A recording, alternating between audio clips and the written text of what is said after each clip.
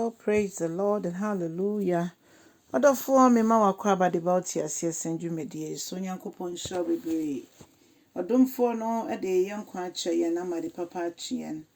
Yɛsɛ ayɛyie ne nkamfo ne ntontono ɛyɛ w'asafo Awurade wo dea. Hallelujah. Yɛbɔ mpaeɛ ɛnnɛ nso sɛ Nyame nkronkron bɛfa w'akwan wae. Na Awurade kasa kyerɛ yɛn na wie yɛn no yɛde kɛseɛ no me ne yɛ ama wo. Yɛda wase bebree wɔ Yesu Kristo dim ne yɛbɔ mpaeɛ. Hallelujah. Amen.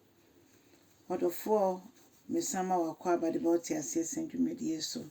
Na yɛafi akenka nsɛm nso ɛde efiri Romanfoɔ mo ti dumienu ne kyekyɛmu dumiɛnsa kɔsi dunkron. Adɔfo no sɛdeɛ a Onyame asɛm ɛka kyerɛ yɛn nie. Ne kyekyɛmu edu miɛnsa no ɔne yɛn ɛka sɛ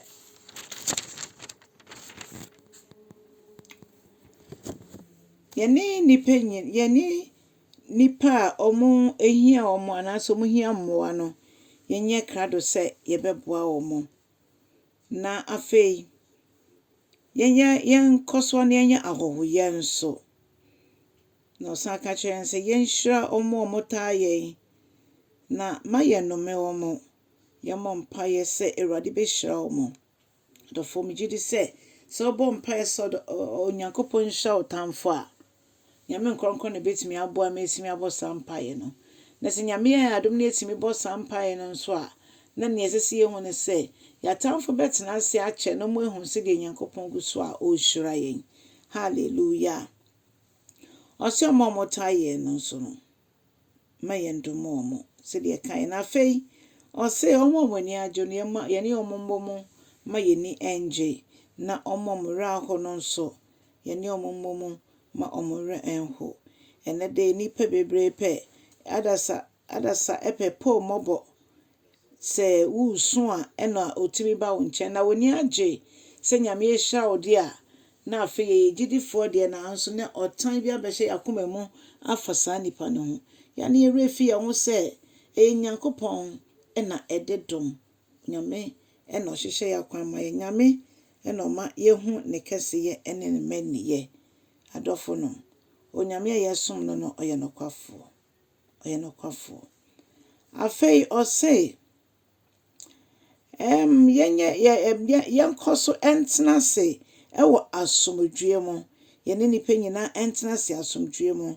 Ma yɛn ho so ɛnka sɛ saa nkrɔfoɔ di ɔmo yɛ papahwe akɔafo ɔmo nnim hwee ɔmo nkɔ school nti mani ɔmo ɛnkasa mpo.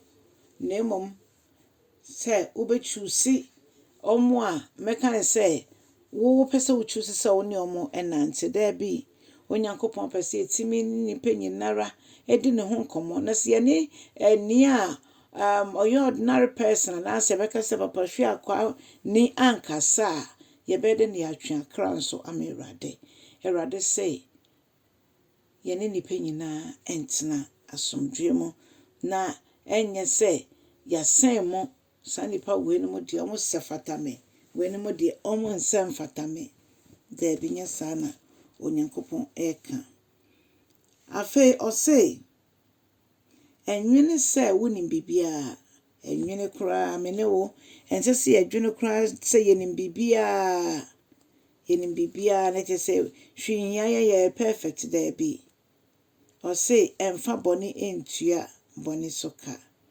Yɛwɔ nneɛma nyinaa wɔ kwan bi a bɛkyerɛ sɛ w'anim ɛwɔ nyam. Na afei biribi a woyɛ biara no bɔ mmɔden na yɛ na asomdwie mu ma obi biara a ɔbɛn wo bi ehu sɛ woyɛ Onyankopɔn ba sɛ nhyira ne apatafoɔ.